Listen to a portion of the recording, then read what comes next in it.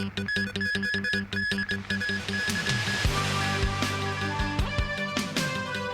middle-of-the-road fortune stick for Hong Kong. Huge crowds on hand for Lunar New Year fireworks show. And fears of violence grip Bangkok ahead of snap elections.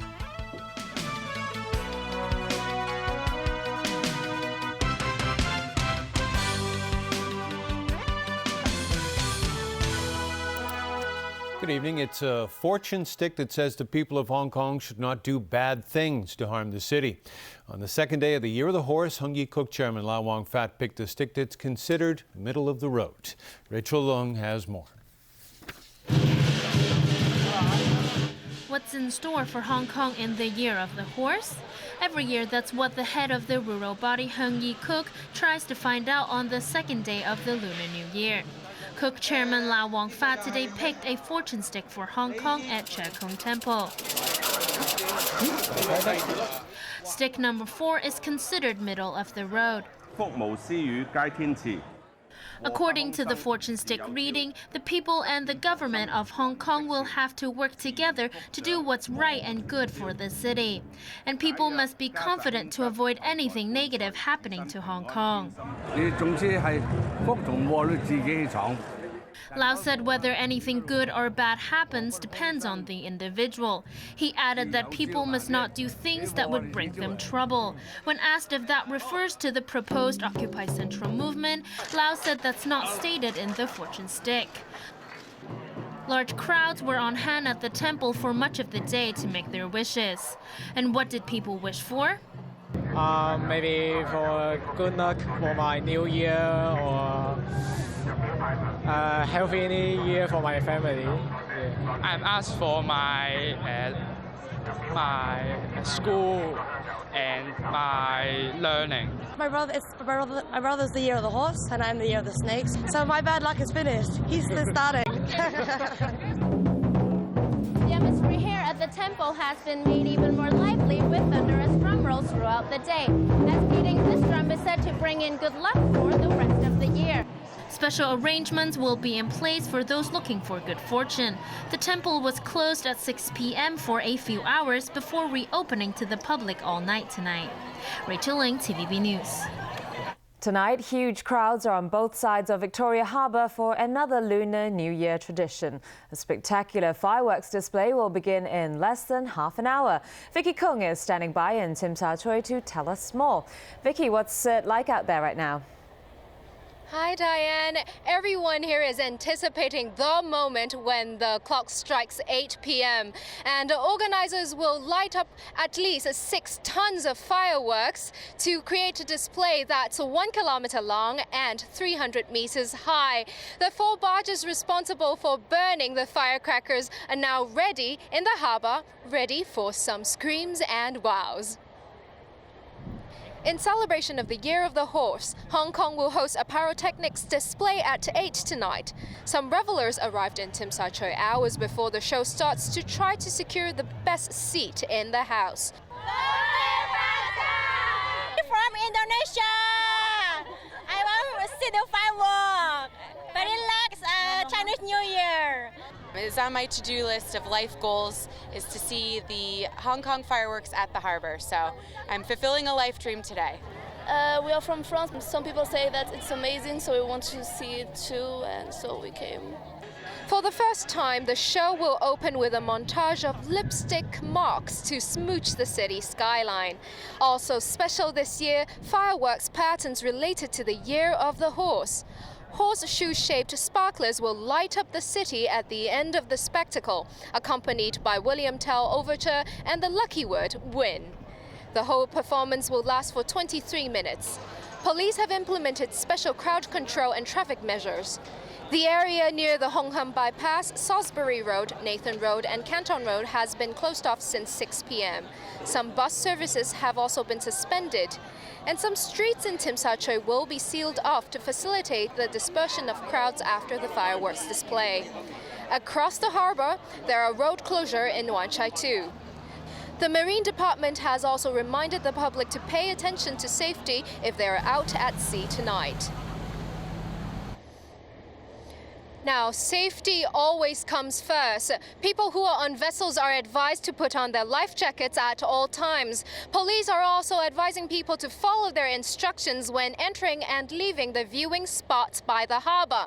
And as the show is about to begin, I'm going to secure my viewing spot as well. I here wish you, all of you, a fruitful ride in the Year of the Horse. Back to you in the studio.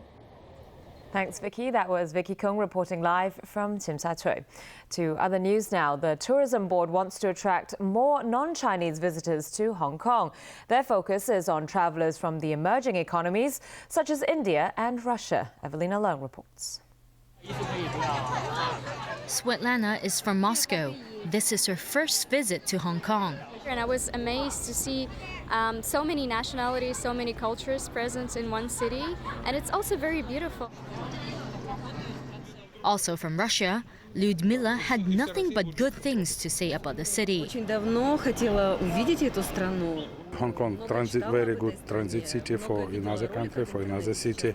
5 days, not enough for look all points, all good place in Hong Kong. Tourist numbers from Russia reached more than 40,000 in 2009. Last year, that jumped to 220,000. Last year, each Russian tourist spent on average around $11,000 during the stay here in Hong Kong. The Hong Kong Tourism Board said its plan this year is to step up efforts to attract more non-Chinese visitors. We are very happy with the development of our new markets. By new market, we mean Russia, India, Vietnam, the 6 GCC countries, plus Netherlands. Although we have 5 new markets, but we always prioritize our investments. Currently, we are focusing our dollar behind on the Russian market, Russian markets, India, and also Vietnam. Lau also pointed out that the Tourism Board will continue to work closely with places such as Hainan and Thailand that are famous for their beaches. That would encourage travelers to visit Hong Kong and all those locations on the same trip for what's billed as an all-rounded vacation. Evelina Leung, TVB News. Overseas now, it fears that violent clashes will erupt during tomorrow's snap elections in Thailand. Has the government beefing up security for those headed to the polls? And here's Sonia Artero with the latest. Anti-government protesters in Thailand marched through the streets of Bangkok ahead of tomorrow's vote. They also marked the Lunar New Year with dragon dance performers who joined protesters and their leader, Suthep Thaugsuban. Suthep warned voters not to be fooled by caretaker Prime Minister Yingluck Shinawat's efforts to return her Pheu Thai party back to power. He insists she and her brother, former Prime Minister Thaksin Shinawat, will always be corrupt. Suthep encouraged protesters to keep fighting by completely paralyzing Bangkok and preventing people from casting their votes. Because their fight has often turned violent, 100,000 police officers will be deployed nationwide tomorrow.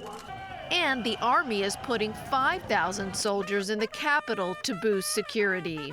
Remembering protesters blocked 49 of Bangkok's 50 districts from early voting, police are tasked with ensuring that's not repeated. While Suthep vowed to deter voting, he did assure that no drastic measures would be taken. But just today, a truck used by protesters to block a road to an office housing election material was shot at. It sustained 3 gunshots to 1 window. Despite this and other violent threats, the government is adamant the election will go on as planned.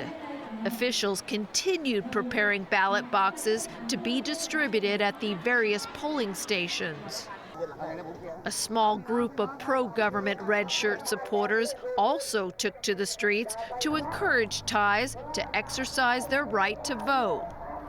With 10 people killed and more than 500 wounded since protests began in November, the United Nations in Thailand is calling for a peaceful vote. Sonia Artero, TVB News. A long-delayed oil pipeline project between the United States and Canada has cleared a major hurdle towards approval.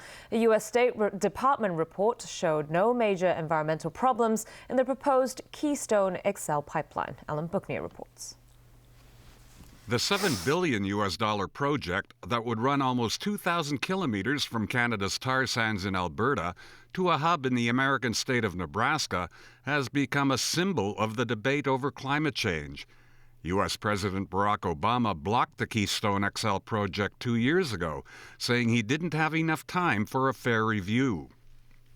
The State Department report stopped short of recommending approval of the pipeline, but said the development of the Alberta tar sands oil is inevitable, with or without it. It said that while oil derived from the tar sands generates about 17% more greenhouse gas emissions than traditional crude, other methods of transporting the oil, rail, truck, and barge, would release even more ozone-depleting gases.